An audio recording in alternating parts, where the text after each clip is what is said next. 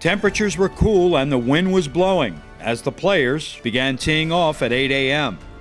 First round scores were high. 82 or better made the cut, and the 44 players chasing the two leaders were all within 8 shots of the lead.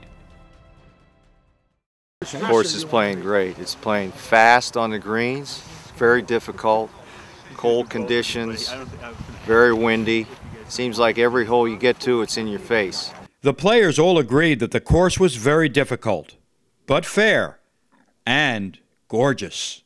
It's a hidden gem, you know, so we're very fortunate to have the MGA come, and I think everyone walked away very happy yesterday.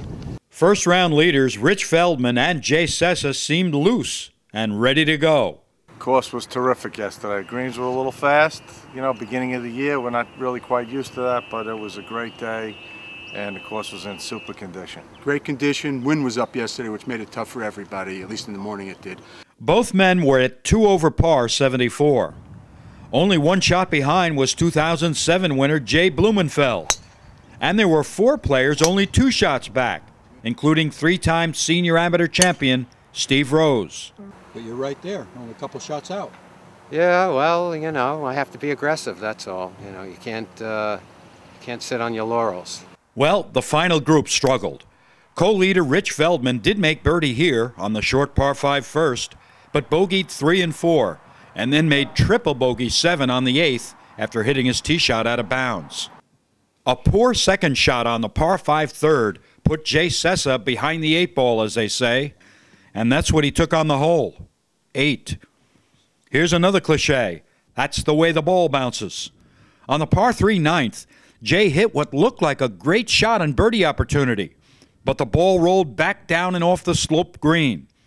His second did the same. He took double bogey 5 and finished the tournament in 3rd place. Richard Feldman finished a stroke back, tied for 4th, along with 3-time champion Steve Rose. And so, who was keeping pace with par or close as the 2 leaders slipped out of contention?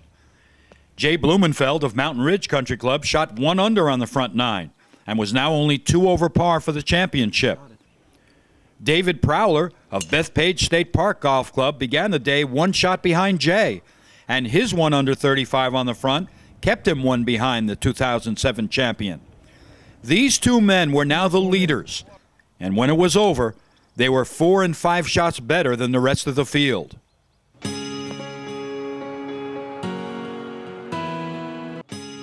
As Jay Blumenfeld walked up the par 5 14th fairway, he had no idea of what was going on directly in front of him, or where he stood in the tournament for that matter.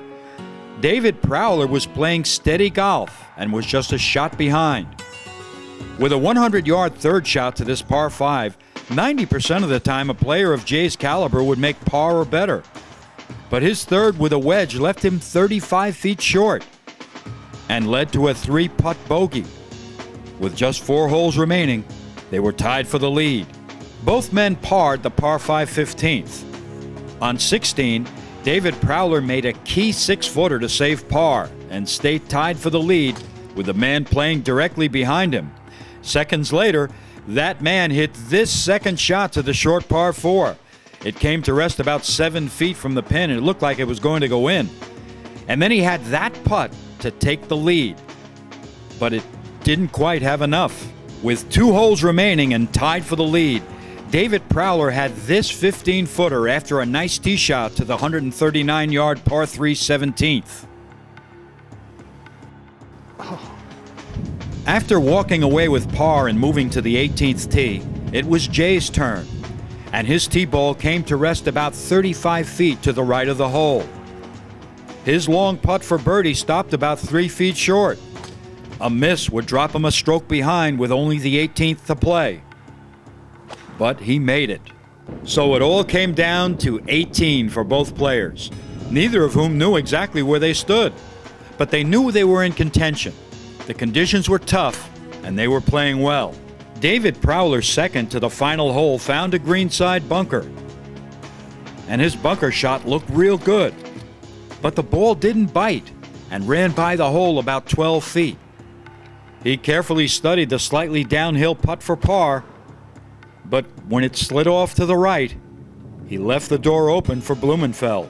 Jay's tee shot on 18 was right down the middle, and his second to the 413-yard par 4 finishing hole looked great. But the ball ran past the cup and kept running some 40 feet. 2 putts from there, however, and the victory was his.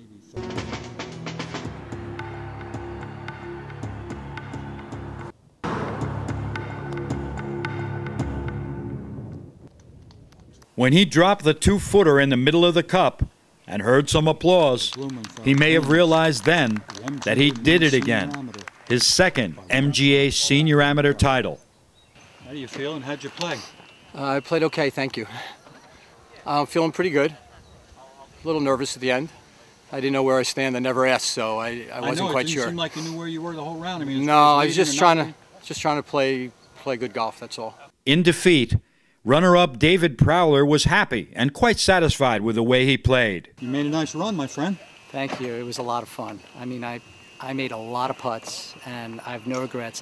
One regret. I wish I'd hit 6-iron into 18 instead of 7-iron, but I played really well. And so, Jay Blumenfeld wins the 87th MGA Senior Amateur Championship with a 2-round total of 148, 4 over par, 1 shot better than David Prowler. So long from the Rock Rimmon Country Club in Stamford, Connecticut.